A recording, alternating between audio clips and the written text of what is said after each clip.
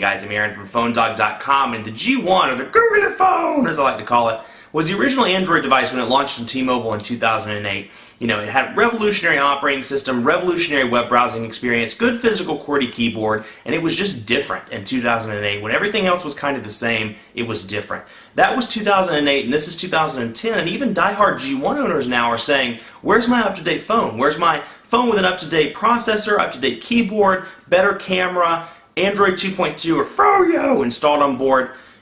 Where's my new device? To that end, HTC and T-Mobile have answered the call with the T-Mobile G2. It's the newest version in the G series, and in my opinion, it's a worthy upgrade and one of T-Mobile's best smartphones available at the moment. Special thanks to our friends at T-Mobile for hooking us up with the G2 to review. And you're thinking, hey Aaron, why is this the best smartphone on T-Mobile? Well, you're going to find out in the review, which starts right now. Okay, here's the T-Mobile G2, or Google Phone 2 as I like to call it. And it's a different, significant upgrade from the T-Mobile G1, not just in design, but in actual specs as well. It's running an 800 megahertz Snapdragon processor, has a 5 megapixel camera with a flash, nice metal back, and metal accents around the display, if you can see those, and a vanilla version of Android 2.2 out of the box. Android 2.2 out of the box. And it's mostly vanilla, save for some T-Mobile additions like My Account, My Device, but we'll get into those in just a minute. Design-wise, if you didn't catch the unboxing video, you'll notice there's a volume rocker on the left side, micro USB charging port on the left as well, though there's no flap or any sort of cover covering it. A little bit of an interesting decision on their part to put that on the left side. I kind of would have expected it to be on the bottom, but I guess that would have interfered with the hinge. On the right side, camera button. We'll get to that in just a second. 3.5mm headphone jack on the top, along with the power button. And this is pretty cool. This is a new feature on the G2, which for people that have trouble getting battery doors off of their devices, this is neat, which I do as well, but this is neat. It allows you to pull the switch back, it pops off. That easy. Underneath you'll find the battery, micro SD card. It comes with an 8 gigabyte card out of the box, but it supports up to 32 gigabytes. I think that's cool, and it's a little bit different than and easy to remove versus other devices. I'm not pointing any fingers or anything, but other devices, they're a little bit more challenging to remove. One of the cool things about the G2 is the new hinge design. It's what HTC calls a Z hinge. When you flip it up, instead of sliding straight up like the Epic or the Droid 2 or other devices on the market, it actually slides up and over. So if you see from an angle, try to close it here and hold it, it's actually going up and over. So it looks like that as it goes up. Let's see if I can do it from the side.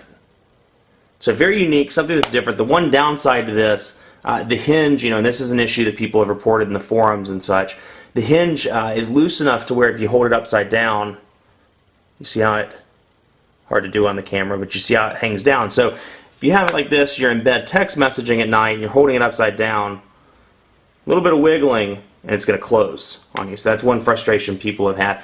I don't text message in bed upside down, so I don't find it to be a huge issue. But people that do, or people that are hanging upside down from the jungle gym bar, I don't know, something like that. If you're holding the phone upside down, it's going to close on you, and that's been a frustration for a few.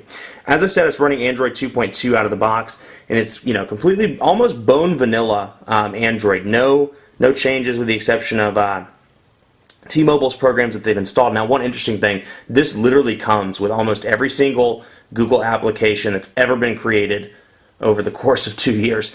It comes with Google Voice, and you'll see this is actually how it looks out of the box. I haven't changed this or modified this in the slightest. This is a full refresh.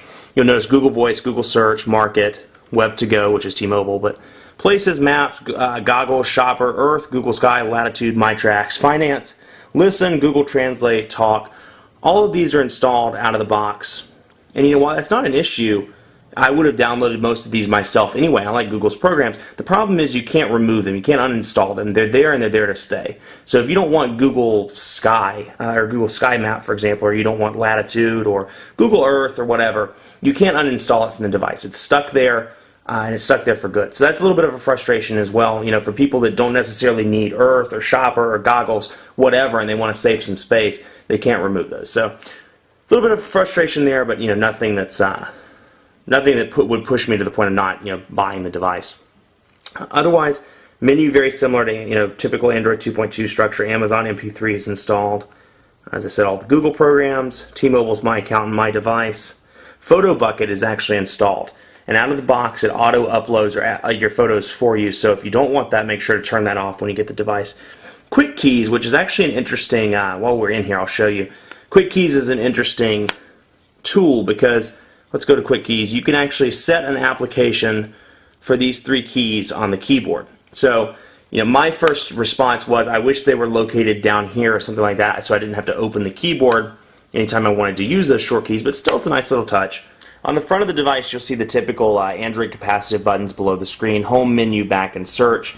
And then instead of in place of the G1's trackball, you have an optical trackpad on the G2. So it's nice, a little bit more accurate than the trackball, and less prone to dust and issues that could otherwise affect the performance over the course of, let's say, 6 months or a year. That's a nice upgrade. And while I'm on that topic, the actual body, as you can see, is significantly upgraded from the G2. It's a pretty big device. It's 6.5 ounces. So when you compare it to something like the iPhone 4, I'll hold those up. I had a case on this, but compared to the iPhone 4 or even the Droid X, even though it's a little bit taller, it's still a thick device, and it's 6.5 ounces, so it's a little on the heavier side as well, but I like it. It gives it substance, and it feels good in the hand. But you notice the design's a little bit different, a lot of bit different from the G1. The gray colors here, metal accents, the metal battery door really give it a professional look, and it's nice because it could appeal to professionals or teenagers or soccer moms or the busy prosumer. Whoever, it's nice because it's, even though it seems generic to some, it's nice because I see this as appealing to several different demographics than maybe the G1 did. It came in, a little bit of a funkier design, and it came in several different colors. So I think there's immediately out of the box, there's an appeal to all kinds of demographics here that may help the G2 sell a little bit better. But I really want to talk about the keyboard. This keyboard is a QWERTY keyboard, 4 rows, and I have to say it's by far the best physical QWERTY keyboard I've ever used on an Android device. In my opinion, it blows the Epic 4G, the Droid 2, and any other QWERTY-equipped Android device, if you will, out of the water. It's just incredibly well laid out. The keys are very tactile. They're rubbery. They feel good. It's funny, I'm not usually a fan of the Island keys, but I just picked this up, and within 5 or 10 minutes, I was running through the keyboard like crazy. So let's send a test text message here. I'm just going to put in 555.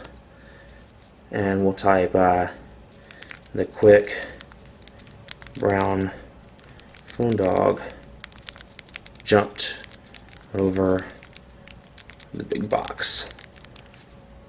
The quick brown phone dog jumped over the big box. So you can see, great tactile response. The keys are slightly raised, as you can see. Keeps up with you. And overall is a fantastic keyboard. It's one of those things, the on-screen keyboard, the Android one at least doesn't have multi-touch on the G2, so I found it to be a little bit frustrating. I was typing faster than the multi-touch keyboard would keep up when it was in portrait mode with the on-screen keyboard.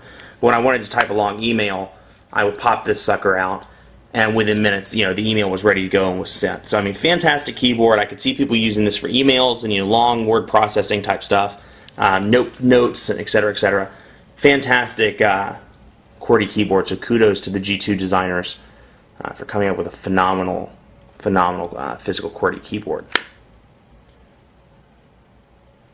So let's jump back here, and while I'm back at the home screen, let's have a look at the browser. It's Android 2.2, so it supports Flash. Let's go to, I would say let's go to PhoneDog first, but let's go to ESPN. Not the mobile version. Let's go down to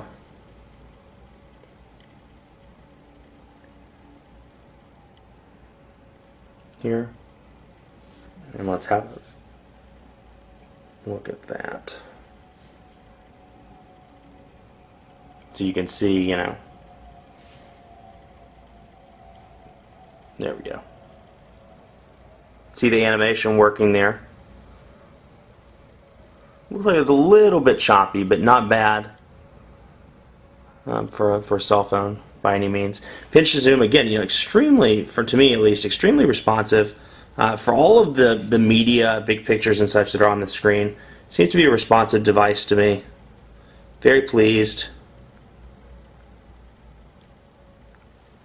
on that front, but let's, in true PhoneDog fashion, we just have to go to PhoneDog.com.